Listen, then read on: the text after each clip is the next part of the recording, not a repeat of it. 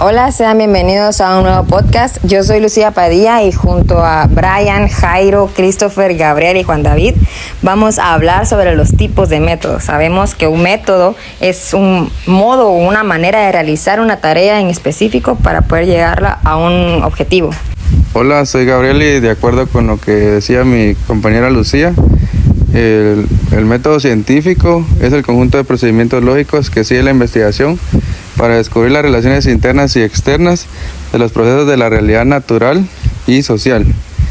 En este método hay distintos pasos y los más importantes es la observación, que consiste en realizar un análisis minucioso de las características de hechos o fenómenos que vamos a investigar.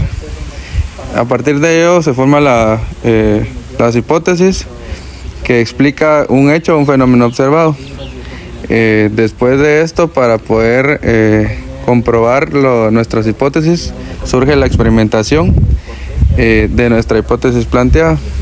La organización y el análisis de datos consiste en anotar los diferentes datos obtenidos después de los experimentos en tablas para facilitar la lectura y poder interpretarlos.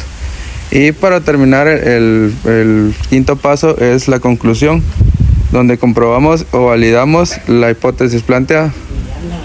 Y bueno, Jairo, ¿qué podrías aportarnos del método histórico? Bueno, la aportación sería del método histórico que nos ayuda a poder estudiar los hechos del pasado a través de libros, revistas, documentales. Una de las características es comprender los hechos de la realidad. Tenemos como por ejemplo la Segunda Guerra Mundial. Ahí podemos aplicar el método histórico. Buenísimo, es un ejemplo muy claro y utilizado hoy en día, de hecho.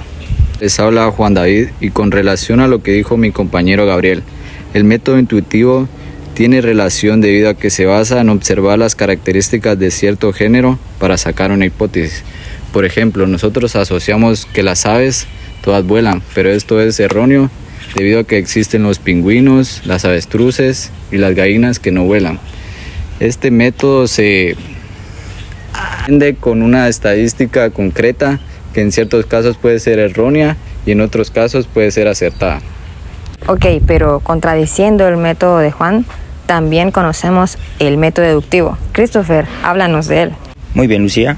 Podemos decir que el razonamiento deductivo es un proceso por el cual podemos obtener conclusiones específicas a partir de premisas generales. Esto lo podemos realizar de forma lógica. Podemos deducir que si las premisas son verdaderas, también las conclusiones lo podrán ser. Un claro ejemplo sería, partiendo de la premisa, todos los humanos son mortales, podemos afirmar, Pedro es un humano y concluimos con que Pedro es mortal. Este método se utiliza mucho en filosofía, en matemáticas, la ciencia y el derecho, con el fin de obtener conclusiones válidas y sólidas. Así es, citando y complementando lo que dijo Christopher, yo voy a hablar un poco del método experimental, que básicamente conocemos el método experimental como el método en donde el investigador observa y controla los elementos del participante. Sabemos que todos los métodos necesitan una base experimental para poder llegar a una conclusión. Por ejemplo, yo puedo probar hoy venirme a la universidad en motocicleta y al día siguiente en un auto, comparando, mejor dicho, en qué vehículo me hago más y en qué vehículo me hago menos tiempo. Ahí estoy aplicando yo el método experimental. Yo soy Brian. La investigación descriptiva, Lucía básicamente investiga lo que es la población, la situación. Y un ejemplo que te puedo dar, Lucía, es de que, los censos de los pingüinos. Los que hacen estos tipos de censos prácticamente investigan cuántos pingüinos hay en una isla y solo sacan el dato y lo describen y ya. Otro ejemplo que te puedo dar son los censos que hacen aquí en Guatemala. Prácticamente los que hacen estos tipos de censos solo investigan cuántos hay en la población o en la situación que están. Pero la investigación descriptiva no te dice el por qué pasa esto, por qué pasa el otro, o cómo sale esto, cómo sale el otro, sino que solo lo describe y ya. Aquí es donde entra el método explicativo. Básicamente aparte de contestar el cómo, también contesta el para qué y por qué. Básicamente nos da un trasfondo, no solo se queda en el aire, sino también tiene una relación causal. No solo persigue describir o acercarse a un problema, sino que intenta encontrar las causas del mismo. Tiene una base sólida. Bueno, y básicamente así es como llegamos al fin de este podcast bastante creativo y recreativo, en donde pudimos aprender y a escuchar las opiniones de nuestros compañeros respecto a los tipos de método. Podemos concluir diciendo con que todos de manera inconsciente son utilizados en la vida cotidiana y también hacen verídicos nuestras hipótesis.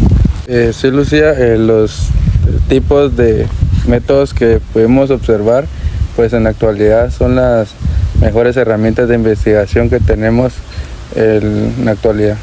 Gracias, hasta pronto.